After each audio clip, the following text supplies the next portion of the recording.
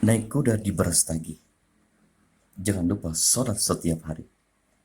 Jawablah salam besar ini dengan sepenuh hati. Insya Allah diberkati. Assalamualaikum warahmatullahi wabarakatuh. Apa kabar Ustaz semuanya? Subhanallah. Alhamdulillah. Luar biasa. Tetap ceria. Allahu Akbar. La ilaha illallah Muhammad Rasulullah. Inna bil khair.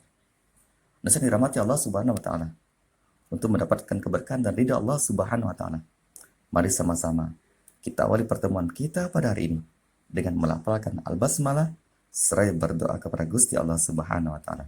A'udzu billahi minasyaitonir rajim. Bismillahirrahmanirrahim. Rabbana zidna ilma warzuqna fahma wa amalan shalihan. Amin ya rabbal alamin. Pada minggu yang lalu kita telah mempelajari tentang makna qada dan qadar.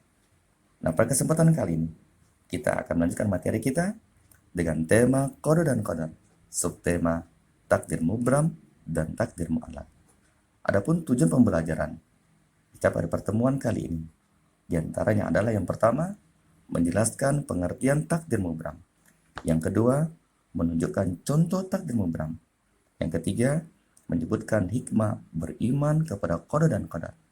Dan yang terakhir, yang keempat, mengidentifikasi dalil nakli ataupun ayat Al-Quran yang berkaitan dengan takdir mubram dan takdir mu'allaq.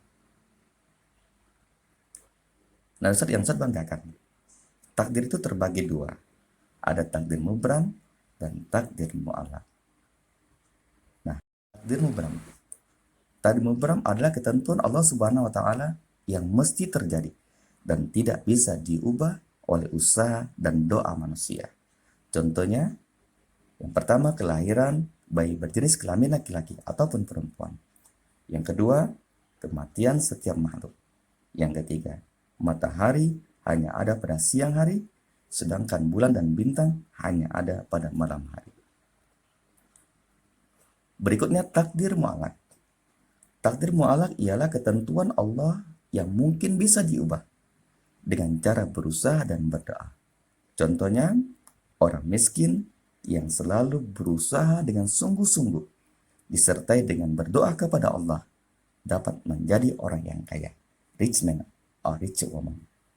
Yang kedua, bencana alam tidak akan menemukan yang banyak jika manusia dapat mempersiapkan diri dalam menghadapinya dengan menggunakan akal yang telah Allah Subhanahu wa taala berikan. Dan saya dirahmati Allah Subhanahu wa taala. Allah Subhanahu wa taala tidak akan mengubah nasib seseorang jika orang itu sendiri tidak akan mengubahnya. Bagaimana cara mengubahnya?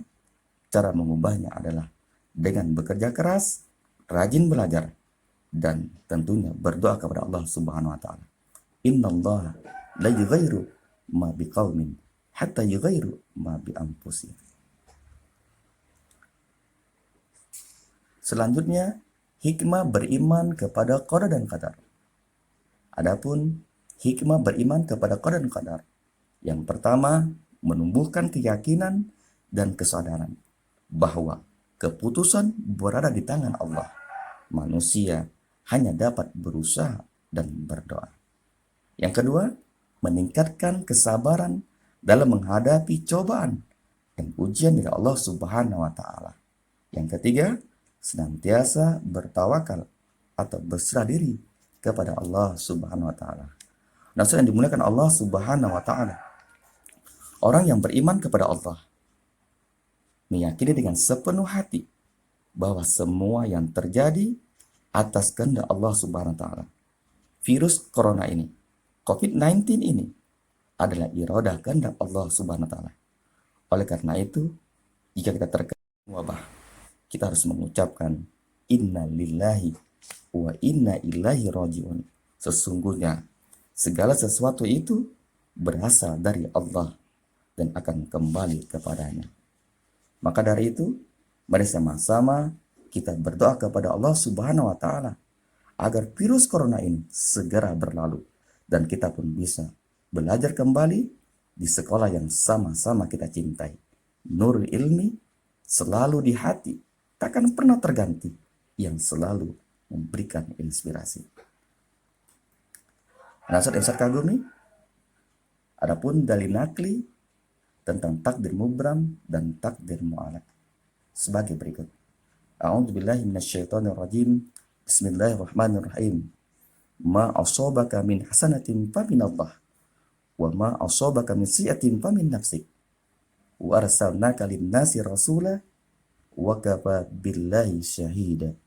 Artinya, apa saja nikmat yang kamu peroleh adalah dari Allah, dan apa saja bencana yang menimpamu maka dari kesalahan dirimu sendiri. Kami mengutusmu menjadi rasul kepada segenap manusia, dan cukuplah Allah menjadi saksi. Quran Surah An-Nisa surah keempat ayat ke-79. Nah Ustaz, yang Ustaz kagumi dari penjelasan tadinya, dapatlah kita ambil beberapa konklusi atau kesimpulan. Di antaranya adalah yang pertama, takdir mubram, yaitu ketentuan Allah yang tidak dapat diubah, baik dengan cara berusaha maupun berdoa. Kesimpulan yang kedua, takdir mu'alaq, yang ketentuan Allah yang mungkin dapat diubah dengan cara berusaha dan berdoa. Adapun kesimpulan terakhir, manusia harus selalu berusaha dan berdoa untuk mengubah keadaannya. Nah, sampailah kita pada tugas di rumah. Yang pertama, jelaskan pengertian takdir mubram dan mu'alaq beserta contohnya. Yang kedua, tuliskan 3 hikmah beriman kepada qada dan qadar. Harapan Ustaz, moga kiranya tugasnya dikerjakan dengan teliti supaya apa? Supaya nilainya nanti mumtaz ataupun excellent. Nah, Ustaz, yang Ustaz banggakan. Demikianlah materi kita pada hari ini. Lebih kurang Ustaz mohon maaf kepada Allah. Ustaz mohon ampun. Kiranya bermanfaat bagi kita semuanya. Mari sama-sama kita akhiri pertemuan kita pada hari ini dengan melafalkan alhamdulillah seraya membaca doa kifaratul majlis. A'udzubillahi minasyaitonirrajim. Bismillahirrahmanirrahim. Subhanaka wa bihamdika asyhadu an la ilaha illa anta astaghfiruka wa atubu ilaik. Akhirul qalam fastabiqul khairat. Assalamualaikum warahmatullahi wabarakatuh.